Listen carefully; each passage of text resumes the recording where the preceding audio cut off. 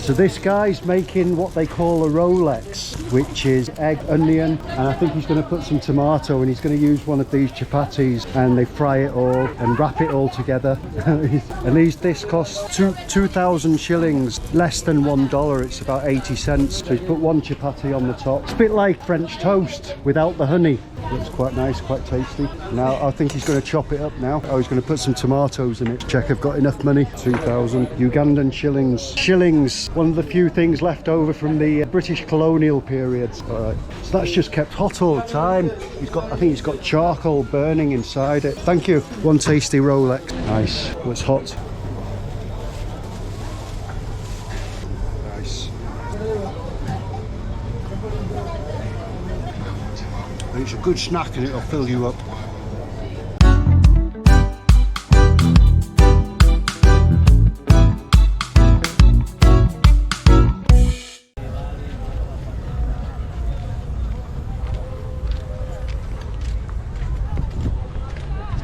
I don't think there's any trains coming down this track anymore. Anyway, today we're going on a bit of an insane human safari in the capital of Uganda, Kampala. It's Uganda's national and commercial capital, and I think you're going to enjoy this video. It's a pretty wild city. Are you okay?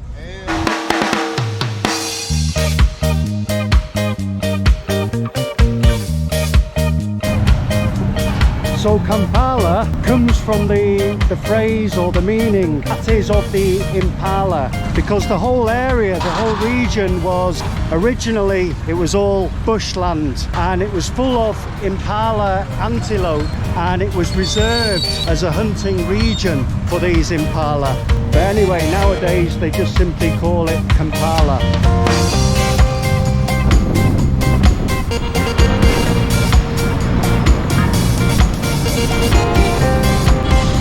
So some of the nicknames for Kampala: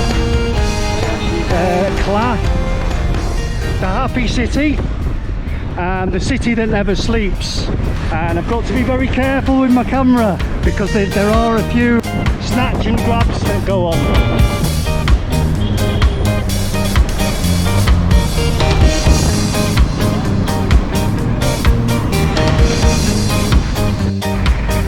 If you need to get through this crazy traffic, you need one of these, a boda. It's the only thing to get you through this traffic. So Kampala is actually quite a culturally diverse city. As you can see behind me, there's a Hindu temple, and there's also quite a large population of Indians living in the city. There's also a lot of old historical buildings and some great panoramic views, as you can see behind me. And the city actually borders on the northern side of Lake Victoria, one of Africa's Great Lakes, and also one of the largest lakes, if not only in Africa, but also in the world. Kampala is rated as one of the most livable cities in East Africa, and it's got a population of just over 1.5 million, and that population is growing at 5% every year. It's one of the fastest growing cities in the world. So this is Uganda Market, very chaotic yet very organised, and you can get everything here from second-hand clothes to second-hand shoes, and most of them are in pretty good condition. You can also get televisions, refrigerators, sunglasses, mostly goods from China. I've just met a lady here. What's your name? Helen. What are you doing, Helen? I do hairdressing. So you're making dreadlocks. Can I make some dreadlocks? Yes. I can. It's not too short. You want to? Tomorrow. Thank you.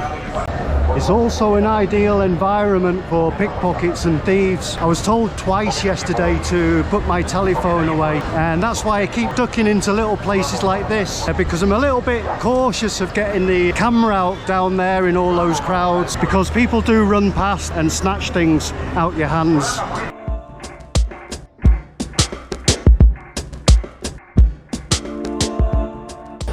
So you'll also find a lot of tailor shops around to make any alterations to any of the clothes that you buy. So pack lightly if you do make it over this way, because there's an awful lot of shops to look at, so many clothes, so many bargains to be had. There's just markets galore here.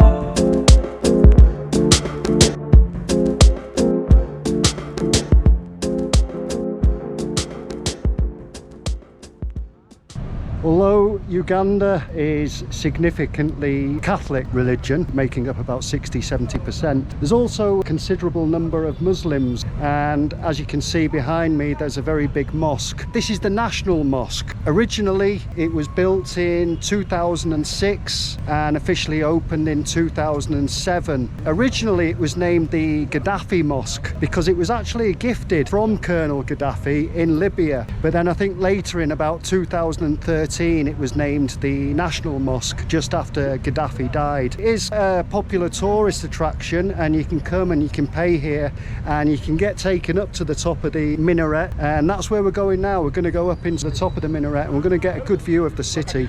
So come with me. Looks like the resident goat. Yep.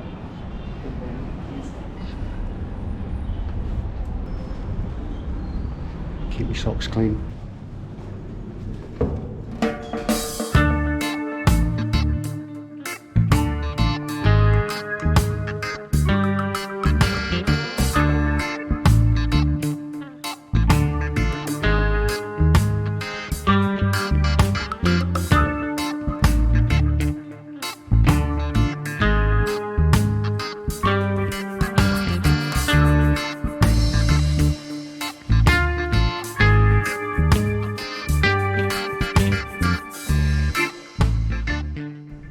Why did they change the name then from the Gaddafi to the National Mosque?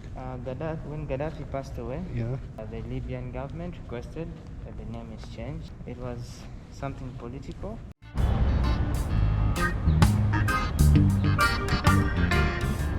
I'm not going to bother counting the steps. So that's where we're going. Right up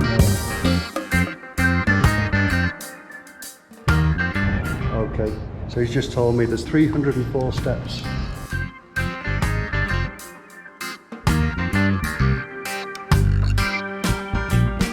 (291, 92, 93, 94, 95). So we're here at the top.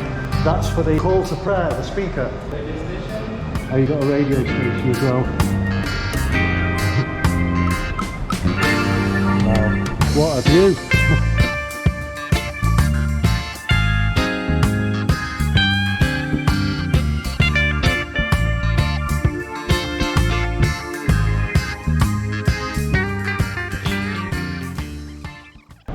The Ismaili, That's another sect of Islam which believes in Prophet Ismail, and that's mostly the Indians.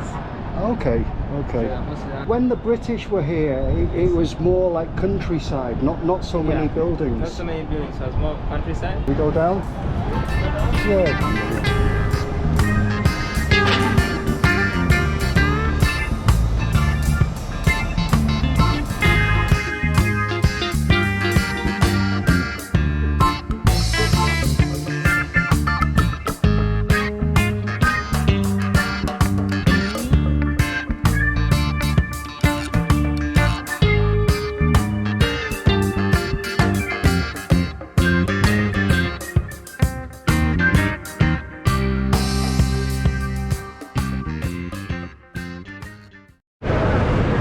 So to finish off today's video, a few fun facts about Uganda. Uganda, Africa's banana republic, produces more bananas than most other continents in the world apart from India and China. And also pineapples. Some of the best pineapples in the world come from Uganda. The pineapples originally they were brought from Asia over to Uganda, and then they were perfected here. Now they've got very delicious pineapples. And another thing here in Uganda, they don't wear a Rolex, they eat them. A Rolex here is a chapati with a fried egg. So if you feel a bit inspired by these videos and you fancy a visit to Uganda, Kampala, do a little bit of research, find out a few facts before you come here, make sure you know a little bit about the place so you can have the most enjoyable time. And if you need any information, be sure to write in the comments below, and I'll try to answer your questions as best as possible. Meanwhile, sit back and enjoy the rest of the videos. Thank you for watching.